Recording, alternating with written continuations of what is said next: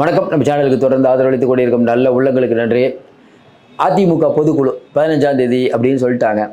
எப்பயுமே ஒரு வருடத்துக்கு ஒரு தடவை பொதுக்குழு கூடணும். ஆனால் பொதுக்குழு கூடுது சம்பிரதாயம் அப்படின்னாலும் பொதுக்குழுல நிறைவேற்றக்கூடிய தீர்மானங்கள், ஏன்னா இன்னைக்கு ஒரு பெரிய பிரச்சனையில் வந்து அதிமுக இருக்குது. திடீர்னு இவ்வளோ நாள் இல்லாமல் ரெட்டலை கிடைக்குமா இல்லையானே ஒரு சந்தேகம். ஏன் ரெட்டலை கிடைக்குமா இல்லையான்னு சந்தேகம்? எடப்பாடிக்கு கொடுத்து 2-3 தேர்தலில் நின்னாச்சு. அது தோக்கிறதோ ஜெயிக்கிறதோ நின்னாச்சு. அப்படிப்பட்ட சூழ்நிலையில் திடீர்னு எதுக்கு ரெட்டலைக்கு இந்த பிரச்சனை? சூரியமூர்த்திங்கிற ஒருத்தர் கேஸ் போடுறாரு. ஹைகோர்ட் சொல்லுது, நீங்கள் ஓபிஎஸ் சூரியமூர்த்தி கேஸ் போட்டாங்கல்ல, பழனிசாமி கேசிபி அவர் ஆதித்யன் இவங்களெல்லாம் கொண்டு கலந்து ஆலோசித்து தேர்தல் ஆணையம் ஒரு முடிவு எடுக்கணும் அப்படின்னு சொல்கிறாங்க. உடனே இன்னொரு பக்கம் ஓபிஎஸ் வெற்றி பெற்று விட்டார், ஜெயிச்சிட்டோம் ஓபிஎஸ் தரப்பு. நம்ம அப்பயே சொன்னதெல்லாம் ஜெயிக்கிறீங்க. சட்டப்படி பார்த்தா இன்றைக்கி எடப்பாடி கையில் தான் ரெட்டலை இருக்குது, அதில் மாற்று கருத்தெல்லாம் இல்லை. ஆனால் என்ன சிக்கல் வருது எடப்பாடிக்கு? இப்போ ரெட்டலையை கொடுக்க வேண்டியது யார்?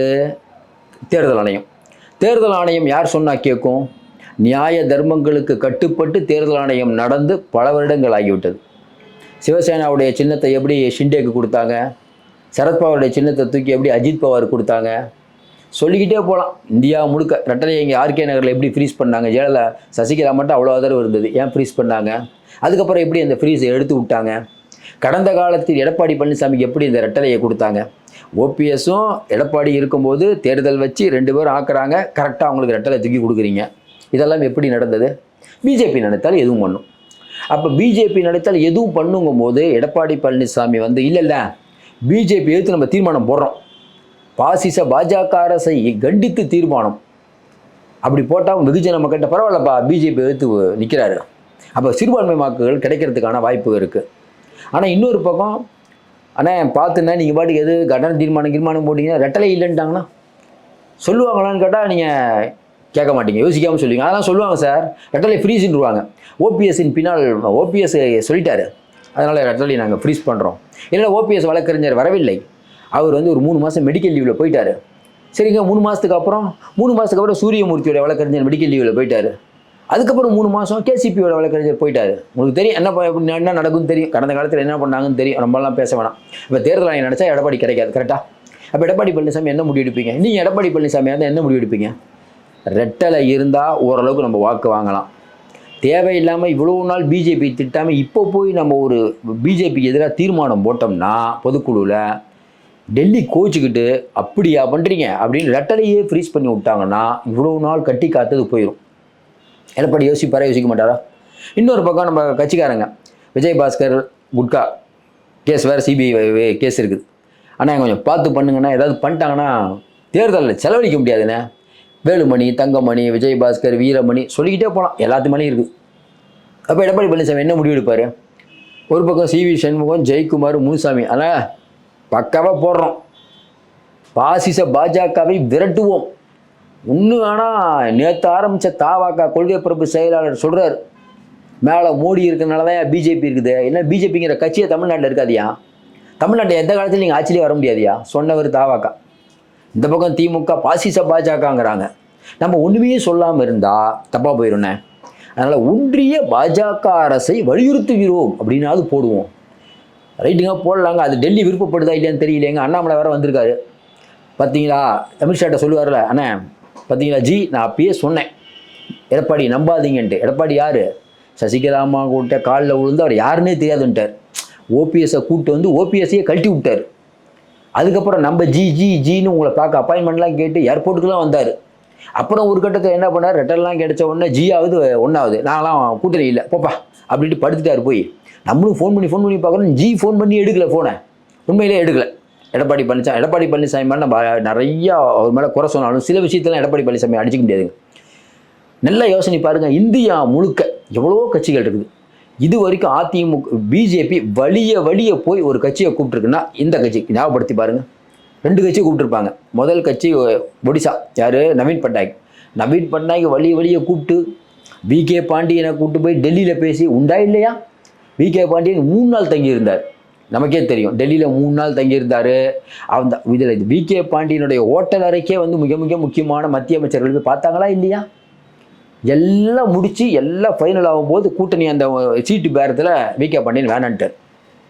நவீன் பட்நாயக் ஓகேன்ட்டார், விகே பாண்டியன் தான் வேணான்னது. விகே பாண்டியன் வேணான்னு சொன்ன உடனே எந்த விகே பாண்டியன் நம்மளை கார்னர் பண்ணுறாரோ அவரை டேமேஜ் பண்ணுவோன்னா அவர் தமிழர்னு ஆரம்பித்தார் ஐயா மோடி. இன்றைக்கி அவங்க மனைவி வரைக்கும் டஃப் கொடுத்துட்ருக்காரு. அந்த அவங்களுக்கு மெடிக்கல் அந்த லீவு எக்ஸ்டெண்ட் பண்ணல. இப்போ அடுத்த கட்சி இது. ஆனால் பிஜு ஜனதா தளத்தையாவது கூப்பிட்டு பேசினாங்க, கூட்டணி பேரத்தில் தான் போனாங்க. ஆனால் அதிமுக அப்படி இல்லை. அதிமுகவினர் இங்கேருந்து அமைச்சர்கள் போய் அமித்ஷாவை பார்க்க போகிறாங்க, பார்க்க முடியல. அதுவும் திருவனந்தபுரம் வழியாக போனாங்க. அப்புறம் அமித்ஷாவை பார்த்தாங்க. பார்த்து அவர் சொல்லிட்டார் பொழுது, இல்லை நீங்கள் ஓபிஎஸ் ஜியும் நம்ம எல்லாத்தையும் சேர்த்து விட்டுருங்கண்ணா. வந்து எடப்பாடிகிட்ட சொல்லியிருக்காங்க, ஓபிஎஸ் டிடிவி எல்லாத்தையும் சேர்க்க சொல்கிறாங்கன்ட்டு. இவர் ஃபோன் பண்ணியிருக்காரு, எடுக்கலை பொழுது. உடனே இவர் அறிவிப்பு, அதெல்லாம் இல்லை முடிஞ்சது. அண்ணாமலை சொன்னதுனாலலாம் எடப்பாடிக்கு முறிக்கிறீங்க. அவங்க வந்து முக்கியமாக ஓபிஎஸ் டிடிவிலாம் சேர்க்க சொன்னாங்க, அதனால தான் முடிச்சுக்கிட்டு என்ன பண்ணார், என்னென்னமோ யார் யாரை விட்டு கெஞ்சி பார்க்குறாங்க. நீதித்துறையை சேர்ந்த ஒரு பெரிய ஆள், அவர் நோன்னா நோ தான், எதையும் சந்திக்க தயாருன்ட்டார். அது நமக்கே தெரியும், எதையும் சந்திக்க தயார். பிஜேபிகிட்ட இந்த அளவுக்கு ஒரு டஃப் கொடுத்தது இந்தியாவில் நமக்கு தெரிஞ்சு சில பேர். அது இந்த எடப்பாடி பழனிசாமி அந்த விதத்தில் நம்ம பாராட்டலாம். நீங்கள் ஒன்றே கேட்கலாம், ஏங்க எல்லாம் சரிங்க, ஏன் எடப்பாடி வந்து பிஜேபி திட்டமாட்டுறாரு? ரைட்டுங்க, வெளியில் வந்துட்டோம்.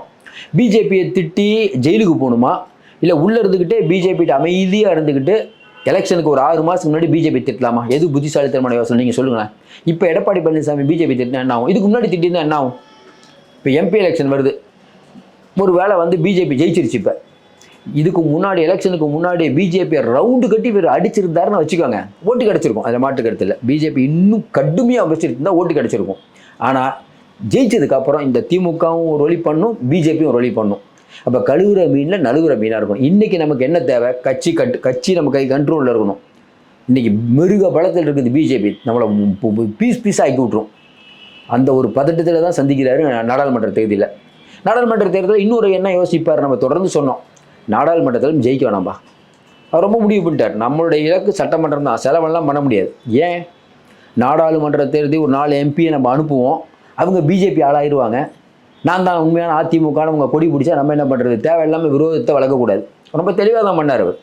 அவருடைய ஆதரவாளர் நிறுத்தினார், பார்த்துக்கலாம். அப்போ நாடாளுமன்ற தேர்தல் தோல்வி எடப்பாடியை பாதிக்கலைன்னா அதெல்லாம் பாதிக்கல, அவருக்கு உள்ளுக்குள்ளே தெரியும். பரவாயில்ல, இருந்து தோத்துட்டு போகிறோம், இருக்கட்டும். இப்போ சட்டமன்ற தேர்தல் ரொம்ப முக்கியம், இந்த பொதுக்குழு ரொம்ப முக்கியம். ஏன்னா இதில் வந்து பிஜேபி எடுத்து நீங்கள் தீர்மானம் போட்டால் தான் வெகுஜன மக்கள்கிட்ட, அது குறிப்பாக சிறுபான்மை மக்கள்கிட்ட உங்களுக்கு ஒரு பெரிய ஆதரவு இருக்கும். கடந்த காலங்களில் அதானியை பற்றி நம்ம பேசலை, பெரிய விஷயத்தில் பேசலை. இப்போ நம்ம வெள்ள நிவாரண பாதிப்புக்கு வந்து திமுக உரிமை நோட்டீஸ் கொடுக்குது, அங்கேயும் அதிமுக அமைதி காக்குது இது வரைக்கும். அப்போ என்ன தகவல் வருது? பிஜேபியோட கூட்டணி. நம்ம தொடர்ந்து சொன்னோம், பிஜேபியோட வாய்ப்பே இல்லைங்க. இப்பயும் சொல்கிறாங்க, எழுதி வச்சுக்கோ, பிஜேபியோட கூட்டணி போக மாட்டார். அப்போ என்ன ஐடியாவாக இருக்கும்? இப்போ பொதுக்குழு கரெக்டாக வரும்போது ரெட்டலை மாட்டிக்கிச்சு அவருக்கு. உண்மையிலேயே முதல்ல நம்ம கேள்விப்பட்டது என்னென்னா, கண்டிப்பாக கண்டன தீர்மானம் இருக்கும். பிஜேபி எடுத்து ஒரு கண்டன தீர்மானம், இந்த மாதிரி வந்து ஒன்றிய அரசு வந்து தமிழ்நாட்டை வஞ்சிக்கிறது, நாங்கள் வந்து மக்களுக்காக என்றைக்கும் குரல் கொடுக்கக்கூடிய இயக்கம், இந்த மக்கள் விரோத போக்கை நாங்கள் கண்டிக்கிறோம், இப்படி பேச்சு இருந்தது. இப்போ அதுலேயே 2-3 பிரச்சனையாம்ப. என்னென்னா, எடப்பாடி, முனுசாமி, ஜெயக்குமார், இன்னொருத்தர் சொன்னாங்க, இவங்கெல்லாம் வந்து இல்லை போடணுன்ட்டாங்க. ஆனால் இப்போ என்னென்னா, வேலுமணி தங்கமணிலாம் முதல்ல ஓகேந்தவங்க இப்போ வேணாம், ரெட்டலை வேறு பிரச்சனைகள் இருக்குதுண்ணே, கொஞ்சம் பதமாக பண்ணுங்க, அது முதல்ல நம்ம தேர்தல் ஆணையம் கொடுத்ததுக்கப்புறம் ஏதோ ஒன்று பண்ணும், இப்போதைக்கு பண்ணாதீங்க, ஏன்னா அண்ணாமலைஜி தேவையெல்லாம் 10 வச்சுருவார் போயின்னு இருக்காங்க. அதனால் தடுமாறி இப்போ நம்ம பேசிகிட்டு இருக்க நேரம் அந்த விழாவில் வந்து கண்டிப்பாக ஒன்றிய அரசை ஏற்று இப்போவும் இருக்குது, எழுதிட்டாங்களாம். இப்போ நம்ம கேட்கும்போது அதை சொன்னாங்க, இல்லைங்க அது கண்டிக்கிற மாதிரி தான் தீர்மானம் இருக்குது, ஆனால் மாறலாம்.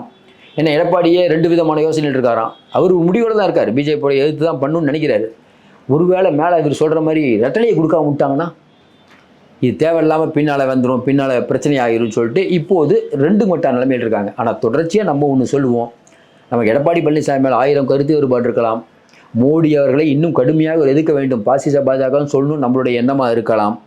ஆனால் அவங்க என்ன நினைக்கிறாங்கன்னா, எப்படி கலைஞர் அவர்கள் வந்து பிஜேபியோட கூட்டணியில் இருந்துட்டு முரசொலி மாறன் இங்கே இறக்குறாரு, அவரை இலாக்காயில் அமைச்சராக 6-7 மாதம் வைக்கிறாங்க, அது வரைக்கும் கூட்டணியில் இருக்கார் கலைஞர். அதுக்கப்புறம் பார்த்திங்கன்னா நம்ம ராஜா ஒரு சாப்பாடு இலையை போட்டு சாப்பாடெல்லாம் பரிமாறதுக்கப்புறம் கலைஞர் சாப்பிட்டுட்டு இருக்காரு, அவர் திட்டினா கூட எஞ்சி போக மாட்டார், கடைசி வரைக்கும் உட்காந்து சாப்பிட்டு போகிறவர் தான் கருணாநிதின்னு ராஜா சொல்கிறார். அதுக்கு கலைஞர் சொன்ன வார்த்தை, மேலிடம் சொல்லட்டும் அப்படின்னாரு. ஏன்னா காரியம் பெருசா வீரியம் பெருசானா காரியம்தான் பெருசு. அதுக்கப்புறம் முரசொலி மாறன் உடல் எடுக்கப்படுது, வாஜ்பாய் வந்துட்டு ஃப்ளைட்டுக்கு ஏறுறாரு, கூட்டணி வாபஸ்ன்ட்டார். அது ராஜதந்திரம்னு சொல்லிக்கணும். ஏன்னா எடப்பாடி பழனிசாமி காலில் விழுந்தது வந்து தப்புன்னா இது என்ன அப்படிங்கிற கேள்வி வருது. எடப்பாடி ராஜதந்திரி அப்படிதான் அவங்க ஆளுக்கு சொல்கிறாங்க. அப்போ கலைஞர் ராஜதந்திரி, எடப்பாடி ராஜதந்திரி தாங்கிறாங்க இவங்க. தனக்கு காரியம் ஆகணும், அவ்வளோதானங்க. அல்டிமேட்டாக என்னங்க காரியம் ஆகணுங்க. அரசியல் இருக்கணும். பிஜேபி வச்சுட்டு வீணாக போனதா, இல்லை பிஜேபி அமைதியாக வச்சு அவர்கிட்ட எல்லா ரெட்டலையெல்லாம் வாங்கிட்டு அதுக்கப்புறம் பிஜேபி எதுக்குதா? இது சூப்பர் ஐடியாவாக இருக்க முடியும். எடப்பாடி பழனிசாமி ரொம்ப தெளிவானது. முதல்ல பாருங்கள், பிஜேபி மோடிகிட்ட அப்பாயின்மெண்ட் வாங்க இவர் நின்னார். அதுக்கப்புறம் மோடி ஆஃபீஸ்லேருந்து கூப்பிட்டோன்னே இவர் எடுக்கலை. யார் புச்சாலி? ஒரு என்னதான் இருந்தாலும் வந்து குஜராத்துக்கு டஃப் கொடுக்குறாரு, நம்மளும் டஃப் கொடுத்துருக்காரு. ஜன்னல் கதவு எல்லாத்தையும் திறந்து வைக்கிறேன் நாங்கள். அதெல்லாம் ஒன்றும் இல்லைப்பா, போப்பான்ட்டார், முடிஞ்சு போச்சு கதை. ஒரு தீவிரமான ஒரு பொலிட்டீஷியன்னா அண்ணாமலையை விட அனுபவிக்கவர் எடப்பாடியில், மாட்டு கருத்துலாம் இல்லை. இன்றைக்கும் கூட கிரவுண்ட்லாம் இறங்கி போகிறாரு, அதுலேயே நம்ம குரலாம் சொல்லலை. அப்போ இந்த விஷயத்தை பொறுத்த வரைக்கும் எம்ஜிஆர் மாளிகையில் 2 விதமான தகவல். ஒன்று எழுதிட்டாங்க, ஒன்றிய அரசை கண்டித்து எழுதிட்டாங்க. ஆனால் எந்த நேரம் வேணாலும் மாற்றப்படலாம், முடிவு தெரியவில்லை. எடப்பாடிக்கு பல சிக்கல்கள் இருக்குது. ஏன்னா அரசியல்னா சிக்கல்கள் தானே. அதை வெளியில் வர தானே ஒரு அவரிலிருந்து வெளியில் வரது தானே உண்மையான தலைவனாக இருக்க முடியும். பொறுத்திருந்து பார்ப்போம். மீண்டும் சந்திப்போம். நன்றி, வணக்கம். உங்களுக்கு இந்த வீடியோ பிடிச்சிருந்துச்சுன்னா லைக் பண்ணுங்க அண்ட் உங்களோட கருத்துக்களை கமெண்ட் பண்ணுங்க. மறக்காம சப்ஸ்கிரைப் பண்ணுங்க.